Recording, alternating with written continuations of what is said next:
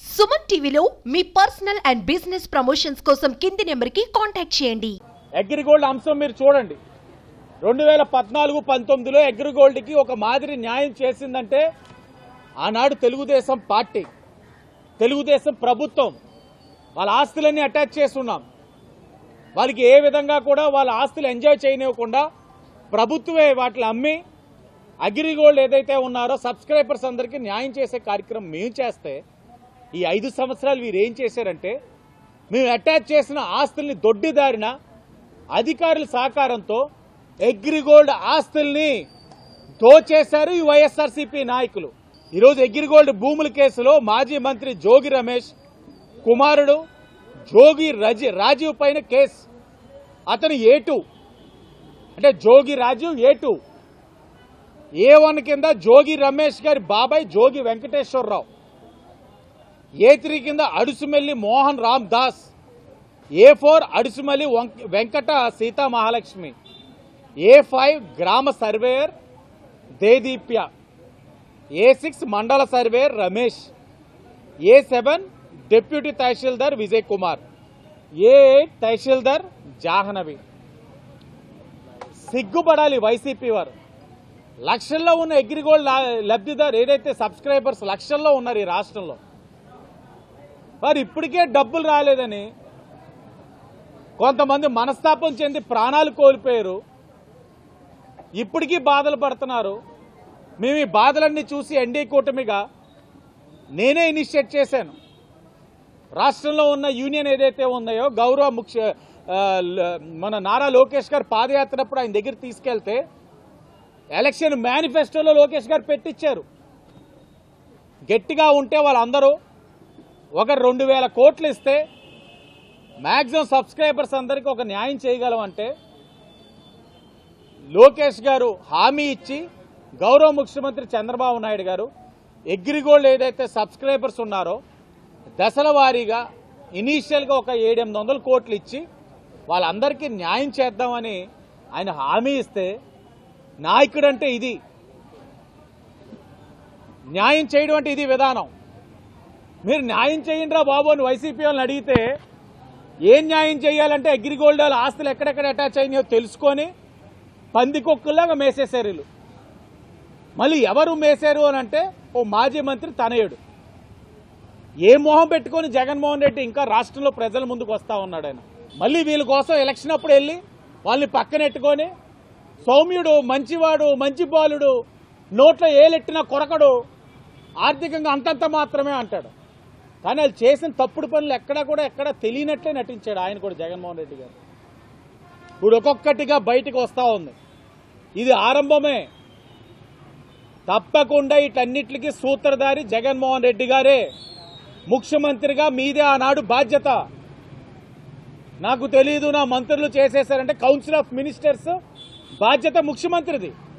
ఆ వ్యవస్థ పైన సమీక్షించడం జరిగింది. ఉత్తమ విధానాలు మేము తీసుకొచ్చి గవర్నమెంట్ హాస్పిటల్స్కి వచ్చిన వాళ్ళకి మెరుగైన వైద్యం అందించి ఎక్కడా కూడా జాప్యం లేకుండా వారి ఇబ్బందులు పడకుండా చేసేవారు. ఇప్పుడేంటి, గవర్నమెంట్ హాస్పిటల్ అడుగు పెట్టి నుంచి సమస్యే, ఎటు చూసినా సమస్యే, ఎక్కడ శ్రద్ధ వహించని వ్యవస్థ. వీటన్నిటిని ప్రక్షాళన చేయాల్సిన అవసరం ఉంది. ఈ 5 ఏళ్ల వైఎస్ఆర్ కాంగ్రెస్ పార్టీ వారు గవర్నమెంట్ హాస్పిటల్ వ్యవస్థలన్నింటినీ భ్రష్టు పట్టించేశారు, అవగాహన రాహిత్యంగా ప్రవర్తించారు. ఇప్పుడు మేము అన్నింటినీ కూడా సరిచేసే కార్యక్రమంలో ఉన్నాం.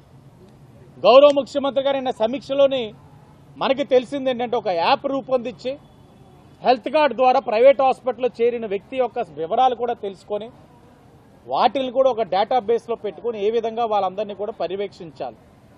అలాగే రాష్ట్రంలో కిడ్నీ బాధితులు ఉన్నారు, డయాలసిస్ చేయించుకుంటా ఉన్నారు, పెన్షన్లు రావు, సరైన సమాధానం ఉండదు.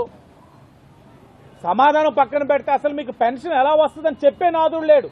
వాళ్ళకి ఎన్టీఆర్ బేబీ కిట్స్ ఇచ్చేవాళ్ళం, వెహికల్లోనే ఇంటి దగ్గర చేరవేసేవాళ్ళం. ఇప్పుడు కిట్లు లేవు. ఆ వెహికల్స్ గతంలోని 2014-19లో ఉన్న వెహికల్స్ ఏవైపోయినాయో తెలియదు, ఎక్కడ ఉన్నాయో తెలియదు. మా ఎంపీ ఆనాడు ఉన్న మురళీమోహన్ గారు ఎంపీ ల్యాడ్స్ తోటి ఇచ్చిన అంబులెన్స్ ఎక్కడుందో తెలియదు, అది రన్నింగ్లో ఉందో లేదో తెలియదు. వీటిని పైన కూడా మళ్ళీ చర్చించి మళ్ళా పుట్టిన పిల్లలకి బేబీ కిట్స్ ఇచ్చే కార్యక్రమం కూడా ప్రభుత్వం తీసుకుంటా ఉంది. అలాగే అంగవైకల్యం, ఈ అన్ని సమస్యలు చూసే రాజమండ్రి సిటీలో ప్రజాప్రతినిధిగా 15 రోజులకి ఇక్కడ ఉండాలి, గవర్నమెంట్ హాస్పిటల్ దగ్గర ఉంటేనే సమస్యలు మాకు తెలుస్తాయని చూసాం. 15 రోజులు ఒకసారి వస్తూ ఉంటే ఇక్కడ ప్రజలు చెప్తా ఉన్నారు, వారం వారంకి రండి అంటా ఉన్నారు. గత 2-3 సంవత్సరాలుగా హాస్పిటల్ కమిటీ మీద శ్రద్ధ లేదు. ఆనాడు కలెక్టర్ గారు ఏం చేశారో తెలియదు. ఎందుకు ఏమీ చేయలేదంటే ఆనాడు కలెక్టర్ గారు, నేను చెప్తా ఉన్నాను on record, MLA co convener అవుతారు కమిటీలో. ఎమ్మెల్యేగా ఆ రోజున్న టీడీపీ ఎమ్మెల్యే ఆదిరెడ్డి భవానీ గారిని పిలవకూడదు, టీడీపీ ఎమ్మెల్యేని ఎక్కడ పక్కన పెట్టుకోకూడదు.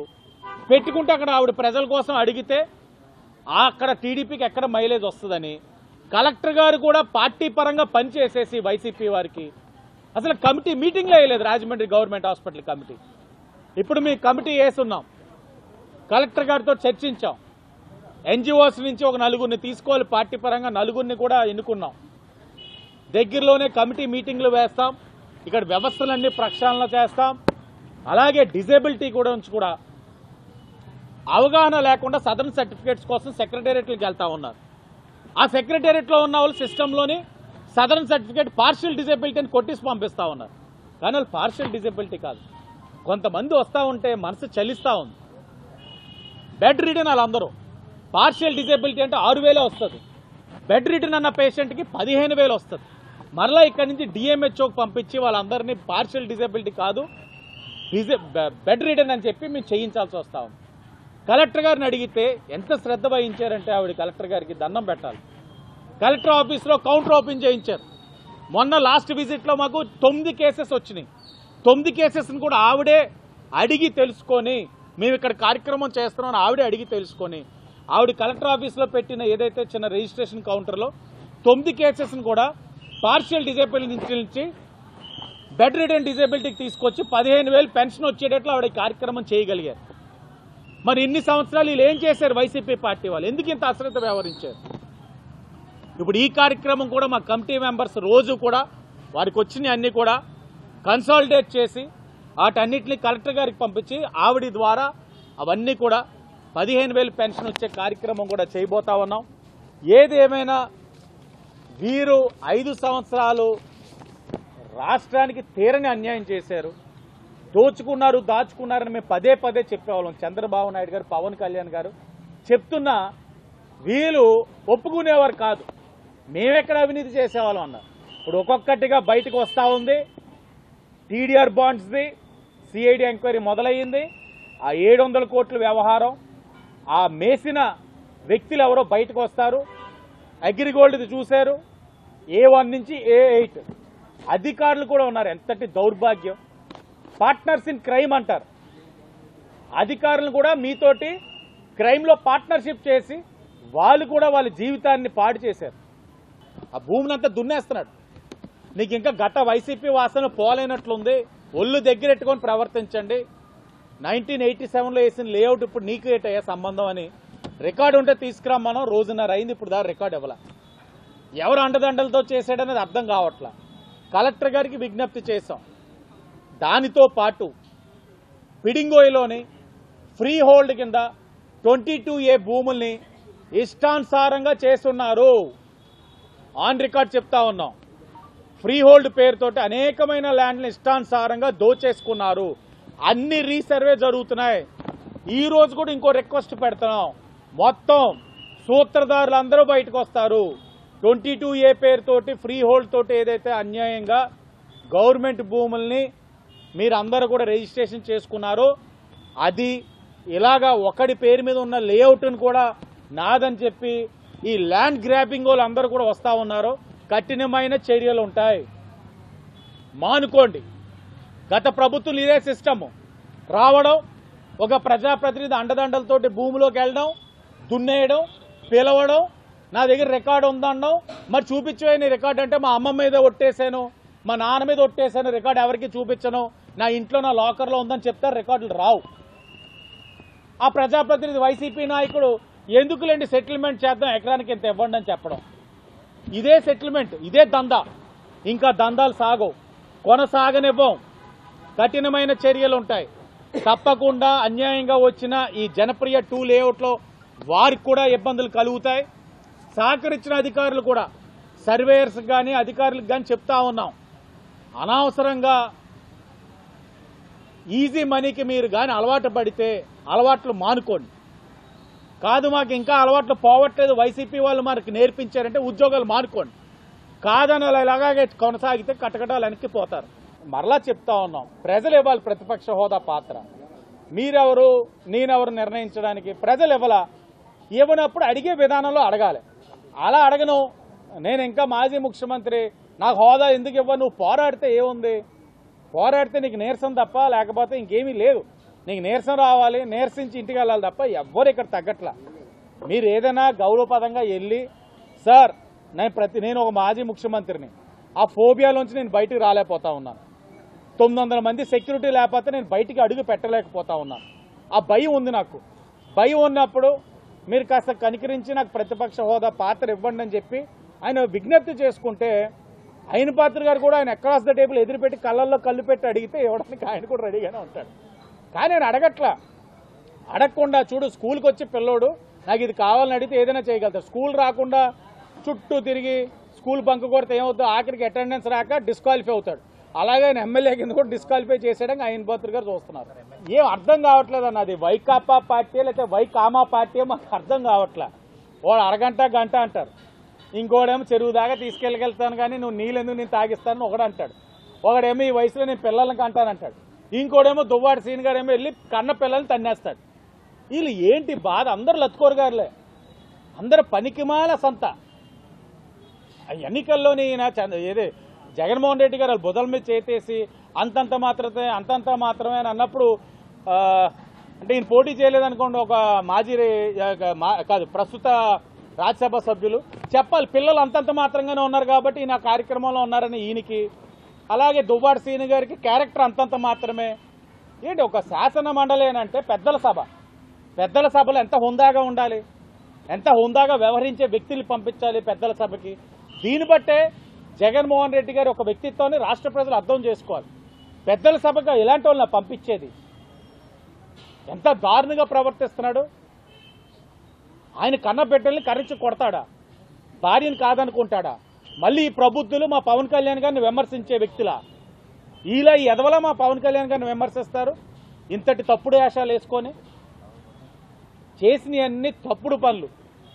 జగన్మోహన్ రెడ్డి గారిని ఒకటే అడుగుతున్నాను, ఒక్కటి శాసన మండలి రద్దు చేయాలని మీరే అన్నారు, మీరే ప్రతిపాదించారు.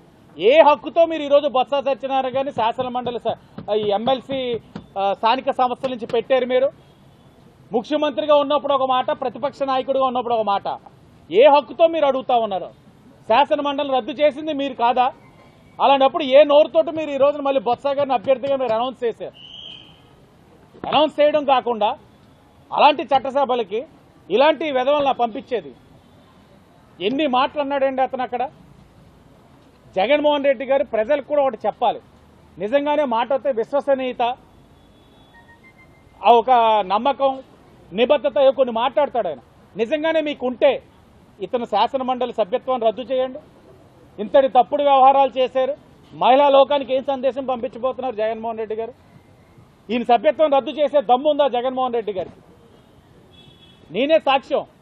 గవర్నర్ గారి స్పీచ్లో జగన్మోహన్ రెడ్డి గారి కన్నా ముందు వైసీపీ వాళ్ళందరూ నిరసన చేసుకుంటూ వచ్చిన వాళ్ళు మొట్టమొదటిగా అడుగు పెట్టింది దువ్వాడి శ్రీని గారు. రావడమే సేవ్ డెమోక్రసీ అట. మేమే అంటున్నాం సేవ్ డెమోక్రసీ బాబు, నీ నుంచి సేవ్ డెమోక్రసీ. ఆ రోజు అంత ఇంత చేయలేదు, ఫస్ట్ చింపింది కూడా దువ్వాడి శ్రీని గారే. ఇంత తప్పుడు పనులు చేసిన వాళ్ళు జగన్మోహన్ రెడ్డి గారు. అంతా 420 బ్యాచ్.